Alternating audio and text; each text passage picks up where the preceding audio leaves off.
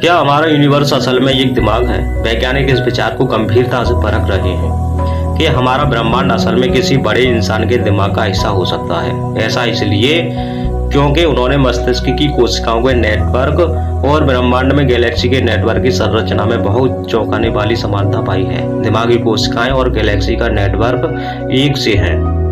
दोनों में समानता का स्तर चौंकाने वाला है। ऐसे में लगता है कि ब्रह्मांड की अपनी चेतना होनी चाहिए।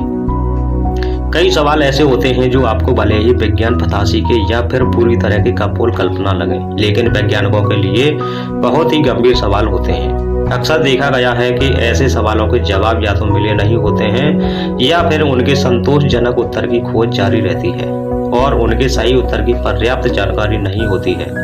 हम ऐसे ही एक सवाल की वैज्ञानिक चर्चा करेंगे और यह सवाल है कि क्या हमारा ब्रह्मांड किसी इंसान का ही दिमाग या उसका हिस्सा है, यानी क्या ब्रह्मांड किसी बहुत ही बड़े इंसान के दिमाग में है। और इसकी पड़ताल करने की दिशा में वैज्ञानिकों के पास एक ठोस वजह है। वैज्ञानिकों ने दो पूरी तरह से अलग स्तर के सिस्टम के काम करने के तरीकों में चौंकाने वाली समानता पाई है। उन्होंने पाया है कि इंसानी दिमाग की तंत्रिका कोशिकाएं के नेटवर्क और खगोलीय गैलेक्सी के जाल में बहुत ही हैरान करने वाली समानता है कि इन्हें देखने पर लगता है कि ये एक ही हैं। शोधकर्ताओं ने इन दोनों सिस्टम का कई अलग अलग नजरियों से अध्ययन किया है। इसमें उनकी संरचना, उनकी आकृति, याददाश्त क्षमताएं और दूसरे गुण तक शामिल हैं। भौतिक प्रतिक्रियाओं में अंतर होने के बावजूद हैरानी की बात यह है कि संरचना और संगठन के स्तर पर दोनों बहुत चकित करने वाली समानता देखने को मिलती है। भले ही उनके आकार में अंतर बहुत ही ज्यादा अंतर हो, यह अंतर हजार, लाख, अरब, खरब नहीं बल्कि